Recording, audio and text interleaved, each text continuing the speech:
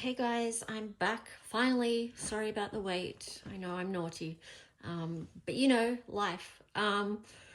So we're up to part 5 of the book of Pluto, Finding Wisdom in the Darkness with Astrology by Stephen Forrest. So yeah, up to chapter 5, and I am aware that I need to go back and do chapter 3 because I don't know where that went. Anyway, all right, so let's get into this. Chapter 5, Fire. Intensity, perhaps more than any other single word, captures the spirit of Plutonian consciousness. Plutonian episodes in a person's life are intense times. People with Pluto strongly configured in their birth charts are invariably characterized as intense individuals. What exactly does the term intensity mean? It seems to cover a wide range of human possibilities. I have on a few occasions had the privilege of sitting near people whom I considered to be saints. Not all of them were officially religious types, but all were intense. Their awareness had a penetrating quality. They seemed to be cutting deeply into me.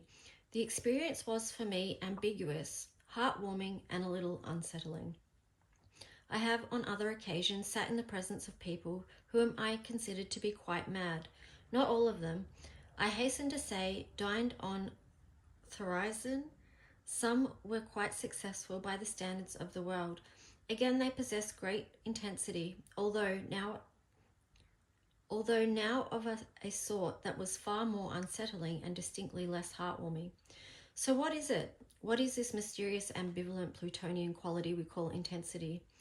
The word focus comes to mind, or concentration, or single-mindedness. Those notions invoke images of Buddha sitting in profound meditation, or of Einstein on the brink of revelation. They also conjure pictures of fanatical terrorists or single-issue voters. Less perfectly, the word hunger comes to mind. It might not fit Buddha, but from Einstein on down, it fits like a glove. Intense people radiate hunger. They want something, and they want it very badly, badly enough to pay terrible prices, to give up many of life's normal comforts, to surrender friendships, peace, health. Here we find the down-spiraling drug addict and the visionary novelist. Both are Plutonian figures. Both display single-minded, all-consuming commitment to a cause. Something in us is capable of miracles. Something in us can scale the peaks of accomplishment, ford the rivers of adversity, sail the lonely seas of genius. Something wolf-like in us knows no surrender, no compromise. And that Plutonian energy is perhaps the single most morally ambivalent quality we humans possess. Allied to our highest, sanest energies, it can bring ideals into manifestation. Allied to madness, it can self-righteously destroy the world. Spirituality. Most of us, when asked to free associate from the word spirituality, will quickly think of meditation or prayer. Powers of divination may come to mind, along with compassion, gentleness, and unconditional love. We imagine mild, serene characters offering alms to the needy, turning the other cheek to the violent, and that is truly one kind of spirituality, at least in the inward, upward, transcendent sense. What about downward spirituality? Is that a contradiction in terms? Must spirituality always move away from the world, away from passion, away from ego and individuality? Many religious traditions suggest so. Astrology, true to its pagan roots, suggests the opposite. Certainly through the symbolism of the planet Neptune, astrology includes the more mystical, world-transcending aspects of our spiritual natures. But all the planets are potentially part of our spiritual journey, and most of them are also active, engaged, inseparable from personal desire, and in part worldly. Especially Pluto, because Pluto, even when conscious, integrated, and healthy, is a driven ego, intense energy. It is ravenous, calculating, and relentless. Always it seeks not to transcend the world, but rather to bring down into worldly manifestation some imagined condition. Spirit into flesh rather than flesh into spirit, to put it in theological terms. Magic. Anyone practicing creative visualization or repeating daily affirmations is potentially doing Plutonian work. An attempt is being made to drive an ideal into physical reality. The creation of desired outward circumstances through the application of powerful focused intention is the core of the process. It is also a pretty fair definition of the term magic. The K added to distinguish the operation from pulling rabbits out of top hats.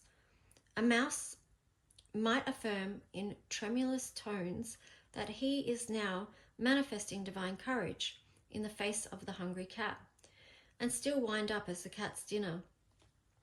A poor new ager might affirm equally I can't even say this word now. I can't say the word. Anyway, a poor new ager might affirm equally that he is now manifesting divine prosperity in the face of mounting bills and wind up getting bailed out again by mum and dad. Affirmation can indeed be powerful, but words alone have no power at all. They are nothing but wiggling air. The mouse and the new ager were tremulous. Their language was brave and positive, but not their hearts. And in magic or Plutonian work, a passionate heart must be aligned with the words, otherwise everything backfires. The cat eats well, and mum and dad were right again. What triggers magic is that utterly Plutonian emotional quality, intensity, and intensity is linked to hunger and hunger to desire. But the desire must be utterly real. If it is not rooted in the psyche's deepest individuality, it fails. For magic to work, you've got to really want it to work, from your head down to your toes. Sam in the last chapter was observed to possess an enthusiasm for potato chips. In a simple sense, he desired them. But as we considered Sam more penetratingly, we realized that in his youth, his father had rewarded him with junk food when spirited approval and blessing would have been more appropriate. Sam's human need for approval was thus displaced into a love of potato chips. His desire for them is real enough. He eats them by the pound. But the desire is not deep. It is a neurotic drive, not a real one. And that's not enough to trigger magic. The secret is so simple to say. The key to unleashing all the high lift-shaping potential of Pluto lies in knowing what you want. And what stands between you and that knowledge is distorting impact of lies, shame, cruelty, and so forth. The beer cans of our previous chapters. Each person's deep psycho-spiritual desire is different. There are hints in the birth chart, as we'll soon discover, but there is one common denominator in all authentic Plutonian desires. To understand it, we must once again make a brief detour into Hades. Oh no, hell again. What's your deepest, most terrible fear? I mean, what makes you want to jump out of your skin? Images of horrible disease may come to mind, or disfiguring injury, or madness, or torture. The list is familiar. It is the familiar profile of evil and catastrophe. But let's add one more horror, perhaps the deepest one. Meaninglessness. Compared to getting run over by a train, meaninglessness might seem like a minor problem, but like the proverbial Chinese water torture, the first 100,000 drops might not seem so bad. Life is, among other things, a struggle. In the course of our years in the world, we all experience terrible sorrow, grievous loss, profound disappointment. Inevitably, that truth grows more vivid as we mature and accumulate more memories. There is a look on the faces of the elderly, a look we see in the candid photographs or in the quiet moments when they don't know we are watching. To call that look sorrow is a partial truth, and therefore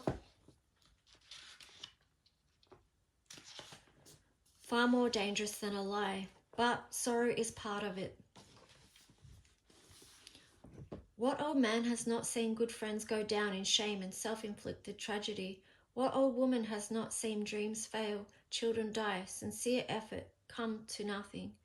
As life unfolds, we amass these dark Plutonian impressions. Each one leaves its mark, literally on our faces.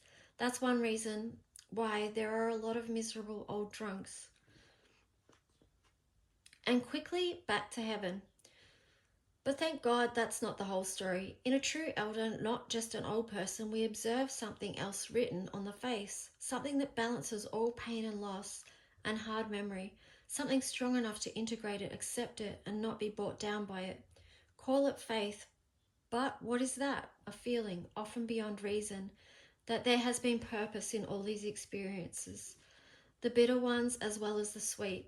In the face of the elder, we see the deep emotional certainty that life has been meaningful. The word meaningful may seem pale, but without what it represents, we're left staring into the face and listening to the dispiriting rant of the miserable old drunk. Without that sense that life is meaningful, that miserable old drunk is where we all wind up. In the long run, there's nothing in this universe more terrifying and nothing more desirable than claiming its opposite, meaningfulness, or more simply, faith. Thus, we come to a critical principle. All true Plutonian desires have as one of their dimensions a feeling of moral or philosophical meaningfulness. Regarding that idea, I have a great certainty, but regarding my choice of words, I suffer grave doubts. Moral and philosophical are churchy terms that don't readily connect with our bodies, our hungers, or our guts. In the last chapter, we spoke of the shadow and defined it in its part as everything that might get a person hot, which is to say, on fire with hunger and desire for good or ill. Once again, morals and philosophies don't exactly leap to the top of the list. In fact, the training most of us receive typically pits our morals and philosophical principles against our hot desires. Morals don't embrace desires, they contain them. That is half the truth we get taught in churches, temples, and meditation societies. Let's see if we can find the other half. Send money. I don't know about your mailbox, but I know that every time I open mine, I might soon be fending off a guilt trip. Here's the face of a starving third world kid, begging me for the price of a meal. Here's a poor whale, its intelligence murdered by a Japanese harpoon. Here's a fervent politician candidate. There's an elephant, a spotted owl, a rainforest. My alma mater. Will I please send 25, 50, 100, other? In some of these fundraisers, decent people come down on opposing sides of the issue. But in all of them, serious moral and philosophical principles are at stake. Many times the ardent plea winds up in my trash, or yours. If the justice of the cause were the only consideration, most of us would be so impoverished by our donations that we couldn't pay our own bills, and at the end of the month, let alone have any fun. What compels you or me to actually take the time to write a check? What makes us choose to save the whale but yet let the child starve, or whatever? Clearly we make such choices, unless we so harden our hearts that we can effectively say, let them all eat cake and ignore everything and everyone. One is tempted to rationalize. I carefully balance the relative needs, but for most of us, that's a logical veneer hiding an emotional choice. Political questions get to one person. Wilderness preservation heats the blood of another. In each case, when the person writes the check, there's likely to be a good feeling in his or her heart. It's a truism that generosity is its own reward. Anyone who is not frozen inside knows the warm emotion that comes from doing something decent and caring purely for its own sake. That warm feeling is utterly Plutonian. It's the emotional response to any action that imbues our lives with meaning. The Hall of Judgment. 10 seconds after you die, there you are, standing before the throne of God. Uh-oh, looks like those televangelists were right after all. Well, I fervently hope not, given their views on the metaphysical future facing dead astrologers. But let's enter the myth for a while. It helps us to feel higher reaches of Plutonian consciousness. You stand before Jehovah. Jehovah says, what do you have to say for yourself? In other words, how do you justify your days on the earth? Funny how empty most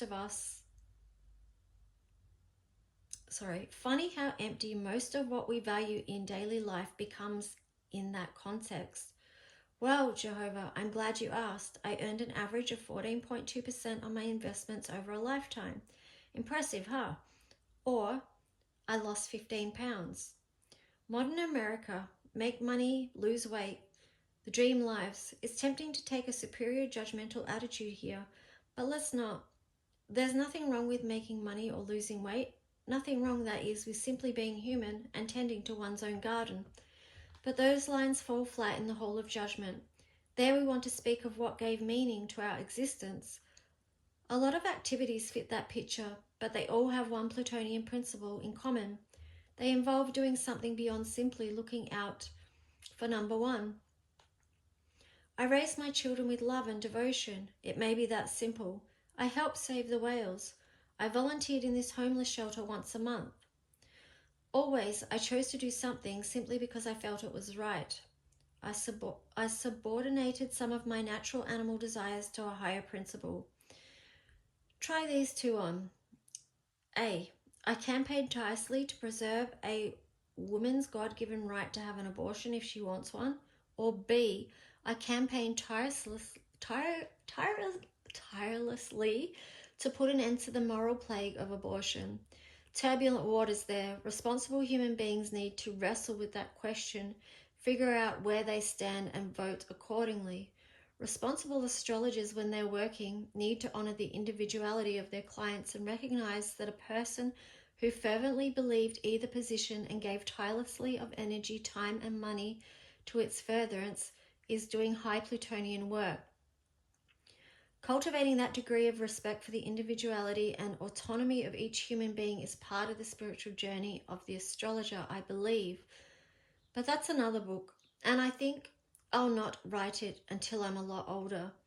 The point is that we can imagine our perspective of life altering dramatically a few seconds after we die. Even if we harbor doubts about the reality of an afterlife, we can still use such a perspective as mental discipline. It puts us right in the crosshairs of high Plutonian thought. Each planet represents a human need. Pluto, it seems, is the last planet in our solar system out on the edges. Symbolically, it represents a very high, very refined human need, the hunger for meaning. Sitting on a rock. Deep in a forest, playing hooky from an awful, dispiriting job I held in 1973, I suddenly found Pluto in myself. It's an emotional experience all astrologers have. Finding a planet in your own inner sky. Suddenly, all the theory, all the keywords, all the studied birth charts come together. Something in your body, something you've always known, starts resonating. The wonder is that each of us might find the planet in a new way, some nuance of significance that had perhaps never been known before, or known once and long forgotten, returns to human culture. Back then, I had gotten a rather bleak view of Pluto from many books I'd been studying. That view is not entirely incorrect, as anyone who read the first few chapters of this book can attest. Pluto is the part of the human awareness that connects with the darkest, most tragic, most desolate perceptions a person can endure. But sitting on that rock, I suddenly felt something else, that Pluto also represents giving meaning to our lives. It holds for us that transcendent urge to do something beyond eating, earning, lusting, and aging. I also learned that Pluto's fierce message is that our lives are not inherently meaningful, that meaning must be actively, consciously created. What I learned there, I still believe, but years of living with that idea have refined it. Young people often have simpler, starker views than older ones. I was no exception. In common with a lot of the young men of my Pluto in Leo generation, I was bombastic and judgmental. I imagined that the only way to justify one's life was to give it utterly over to some transcendent cause. Saving the whales, feeding the hungry, righting injustice, ending war. Those notions embodied the Plutonian principle boldly enough for me to see it. I still believe all that. As a person heals inwardly, a desire arises invariably to become part of the larger process of healing the world and its inhabitants. But there are some pastels on the palette along with the brazen oranges and lurid purples. What Henry taught me. I have a good friend whose greatest heroes are the robber barons of the 19th century America. His name is Henry da Vega Wolf, and for a long while he made his living teaching self-actualization seminars in his business context. He and I have enjoyed a spirited dialogue via letters and irate faxes over the past few years. In some areas, he has brought me around to his way of thinking. Please don't tell him that, though. Henry says capitalism is about ideas, not money. What he values more than anything is the human capacity to create an idea, to believe in it, and to make it real. He calls that spiritual work, and he points out that people are vastly more engaged and alive when they're on fire with a dream than when they are lament about their inner wounds. When they are lamenting about their inner wounds. Henry and I have disagreed a lot about the degree to which psychological woundedness interferes with the vision enacting process. I say you've got to deal with the wounds first. Henry, at the risk of simplifying his position a bit, says no, just get on with making your dream real, and that process itself will heal the wounds. In extremis, he has even been known to make unflattering references to maggot psychologists. What Henry taught me is that not everything that gives meaning, fire, and intensity to a human life is as free of selfish concerns as I had imagined. To give oneself utterly to some lofty cause certainly embodies the soul of Pluto, but the violinist, for example, may find meaning in the endless pursuit of musical excellence. She's not feeding the hungry or writing injustices, but she believes in music. Depending on her character, she probably feels some degree of altruistic joy in the pleasure and release she provides her listeners, and she is willing to devote long hours, often in a spirit of high frustration, to polish her skills, knowing all the while that only 1 in 1,000 listeners will ever hear the difference. She's devoted to something transcendent, music. She has subordinated herself to a principle and thereby followed the Plutonian path to meaning. Earlier we observed how Pluto is associated with ardent desire, and that ardent desire is the triggering device for magic. Doing good is only inherently Plutonian. When we are hot to do it. The good we do out of guilt or duty may be Plutonian too, but only in the darker sense of behaviors that are driven by unconscious factors. The violinist may feel only mild concern for the suffering whales while feeling the heat of the passionate devotion to the music of Antonio Vivaldi. Then Vivaldi is her high Plutonian course, and the whales must look elsewhere for their champion. It's the heat that counts for most of us. That kind of heat can only be generated by activities in which we passionately believe. Thus, high Plutonian force can make itself felt in the raising of a family, in the growing of a business, or in artistic efforts, as well as in a more obviously altruistic concern such as community service, politics, or activism for idealistic cause. Where's your Pluto? In the next section, we will begin to unravel the mysteries of Pluto in the context of the individual birth chart. We will learn to squeeze clues from Pluto's house sign and aspects, clues about where you are likely to be carrying hurts and distortions in your psyche and how to heal them. In other words, we will learn about your wound and your descent into hell. We will then be in a position to discover a method for releasing reservoirs of sheer life force into your biography. That edgy, intense, hungry Plutonian energy that can carry you toward the limits of your potential as a human being. Finally, we will learn to distill from the chart an impression of the meaningful vision that newfound vitality naturally wants to serve. Okay, so next part is looking at Pluto in the birth chart. Okay, guys, talk to you then. Bye.